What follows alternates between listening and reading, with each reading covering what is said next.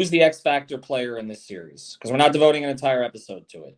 But who's the X Factor player on each side? I need one for the Heat, and I need one for Boston. Don't share your notes. All right, you ready? Let's go around the horn here. Greg, you're first. X Factor Heat, X Factor Celtics. The X factor for the Miami Heat is going to be a healthy Kyle Lowry. And the X factor for the Boston Celtics, I will lean into Rob Williams. Interesting. Brady. I hate that we have the same answer, but I also think Kyle Lowry is the X factor. I feel like every time we do this topic, we say Caleb Martin is, but I think he's graduated from that. Like, if he's just consistently your X factor in every series, he's not an X factor anymore. He's just that guy. Like, he's just is who he is at this point. But I think Kyle's going to be absolutely important. I was looking at some of the stuff from Heat Boston even throughout. I know we're going to get into this more in the next couple of podcasts, but they lean on the Kyle Lowry Bam action so much against Boston. They do. They just love running that pick and roll to the ground. And I think if he has enough gravity to hit the pull-ups, get into the paint, it opens up Bam. And I think that's why if you look at Bam's numbers, he's averaging 25 a game against Boston in their regular season. A lot of that's because of Kyle. Like, he was just, there was so much focus in the offense that he was getting him decent looks that I think he'll just be kind of the guy that can move the needle the most for them.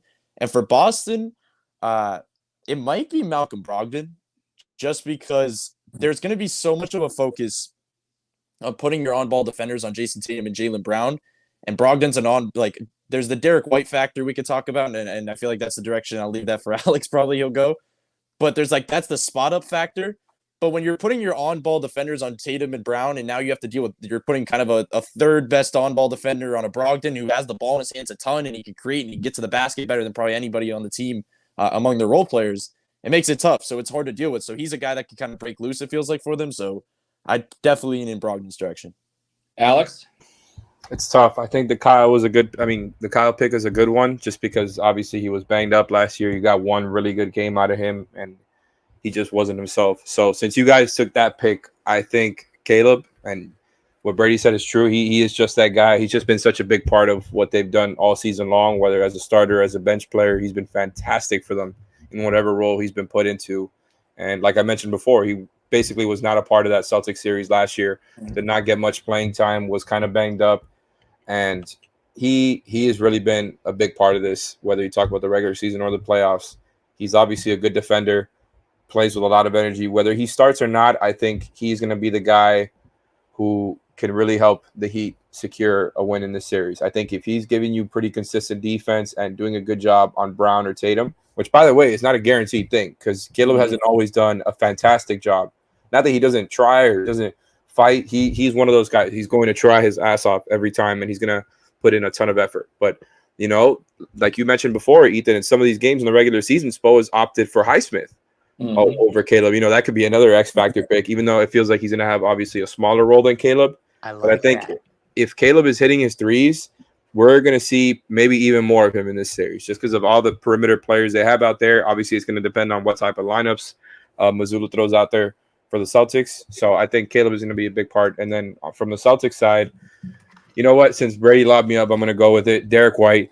That guy is so, he can be so streaky with the shooting. And it feels like overall, for his career, he's never been like a knockdown three-point shooter. But he is very streaky, and he is going to hit timely ones. And that's what I remember the most from the Heat Celtics series last year in regards to Derek White. It's like, I haven't looked up his percentage or anything. I don't remember what he shot overall for the series from three, but it felt like he was always hitting timely ones. Maybe you're getting back in a game and you're feeling good about yourself, and he just, he gets an open one, hits it, makes it from a 7-point game to a 10-point game, those types of scenarios. He's a good player. He does a lot on both ends of the floor for them. Even as a role player, he does a pretty good job attacking as well. So it's kind of similar to what Brady was saying about Brogdon. They just have more options now. So, like, if White isn't feeling it, as Smart isn't feeling it, they can go to Brogdon and vice versa. So I think, whichever one of those guards for them, there's going to be probably one of them going off in every game. I think that's safe to say. One of them is going to have a good game in every game. All right, before I get to mine, just want to thank the sponsors here again. Water Cleanup of Florida. Get up to Philadelphia as quickly as you can. Try to clean up that mess if that's possible. MarkBrownPA.com. Get your estate plan done today. Perhaps the Sixers needed to stay planned as well. I'm sorry. We're going to stop with the Philadelphia jokes after a day or two, but we probably won't actually. Also, Prize Picks, use the code 5, and then Better Edge, use the code 5RSN. God, you guys left me the low-hanging fruit here. And so I was going to say Max Strus because I think the Heat need one shooter to get hot. And you also saw last year with a 3 that was taken away for the 2, but how many minutes Max played in that series, that Spoelstra trusts him in this matchup. He trusts him because of his physicality.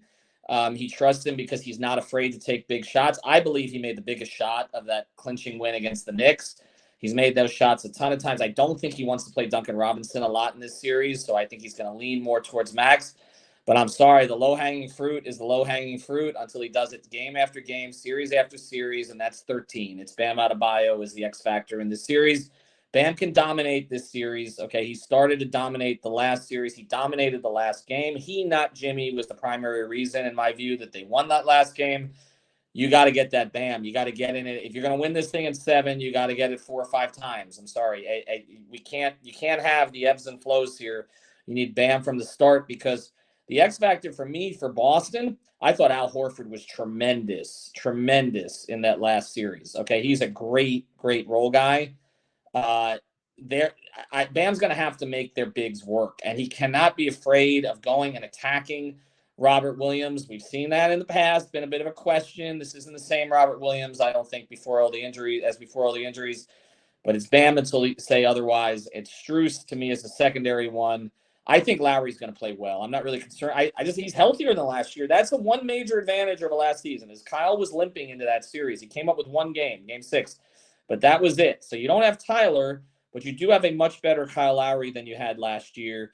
But I think Horford's a big factor for Boston.